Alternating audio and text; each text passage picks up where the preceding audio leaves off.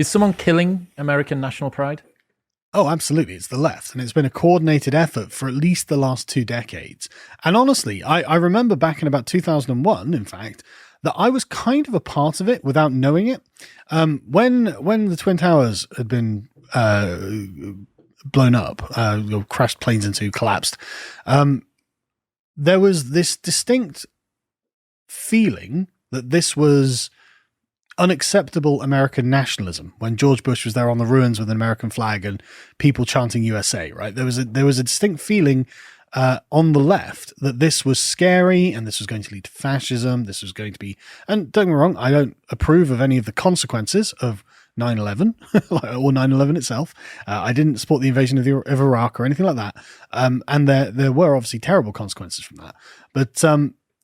But I think that was the flashpoint that started the left on a sort of conscious attempt to undermine American patriotism.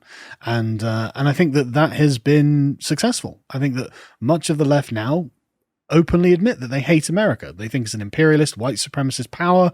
They think that capitalism is inherently a racist structure that's designed to oppress people.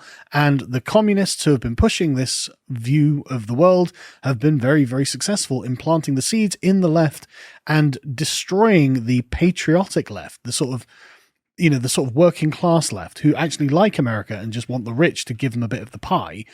Those people have been totally marginalized. And now it's whites versus blacks or, straights versus gays and all this. So now it doesn't really reflect actually what's happening, because I don't agree that there's a race war going on. I don't agree that there's a gender war going on. I don't agree that straight people are waging war against gay people and trying to keep them down. That's just not my experience of life.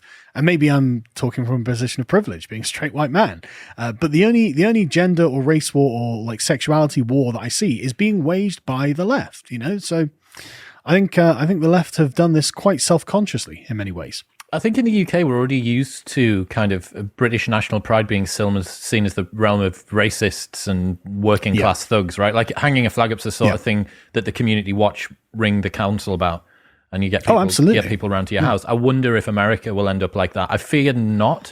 I don't think that they will. I think that it's too strong, that patriotism. It's been very, very, very ingrained, but the left do definitely seem like they're making a good job of trying to deconstruct that.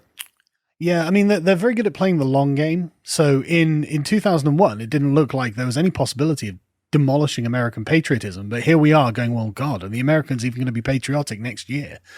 So it's only been 20 years. So it doesn't take that long. It doesn't take that long in the grand scheme of things. And you're right. Obviously over here, it's gross how unpatriotic we're allowed to be. This is why I've got the flag behind me. I'm not naturally a flag flying guy like this. It's not something that I would naturally do, but in the current circumstances, given the current context, oh yeah, we're having a British flag, and if we get told off for that, an English flag goes up as well if that's what they want. I'm not backing down on this. I bought an English flag a while ago for the first time ever, and I was like, okay, what do I do with it now? Do I go and fly this outside my house? Is that going to be imposing on the neighbours? I don't know, but I bought it just to say I had it because I'm sick of the genuinely anti-patriotic feeling that the left is pumping out, and it's because they're essentially communist now, socialist or communist, which is essentially a synonym, and they view national pride as a form of false consciousness. They view national pride as a barrier to communism, which it is, which is why we should support and uphold it, which is why you should get a flag. Yeah, fair point. It is bizarre. Like you go to gyms, go to a CrossFit gym in America, and you'll see hanging from the ceiling, there'll be US Marine, Navy Corps, there'll be the red, white, and blue Star Spangled Banner, and there'll be like some other stuff as well. And you just think like there's such at least this was 3 years ago, might have changed now. Yeah.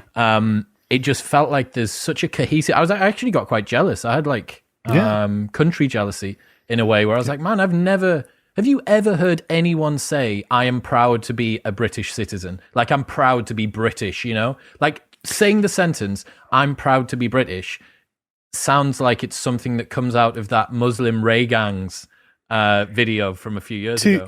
Two places, right? Neither of them in Britain. The first one, the first one, it's not Hong Kong, was is it? Nearly. I grew up on a military base in Germany. obviously it was called Joint Headquarters JHQ. It's near Mönchengladbach, or it was. It's been decommissioned now. But there, again, when you're in close contact with a foreign culture, you become very much aware of your own culture and its strengths and weaknesses and the virtues and vices of it, and then you become a lot more self-reflective about the thing. And so it wasn't like, chest beating nationalism or anything, but that was the sort of vibe that it had. And because it was a military base, you'd have, the flag and things like that on flagpoles, so it felt more patriotic. And the only other place I felt this is in Gibraltar when I went over there for the MEP tour. It was like a very beautiful British village that's been transplanted to the south of Spain, and there were British flags everywhere, and it was lovely, because the weather was amazing for a start, and everyone was really nice, everything was really relaxed and friendly, and there was, British flags everywhere, and everything was very patriotic, wasn't it, Callum? Callum went with me, it was great. And we had a great time there, and it just felt very nice and very relaxed, and, it was wholesome. It was good. But they're the only two places, not in Britain. So bizarre, man. So bizarre.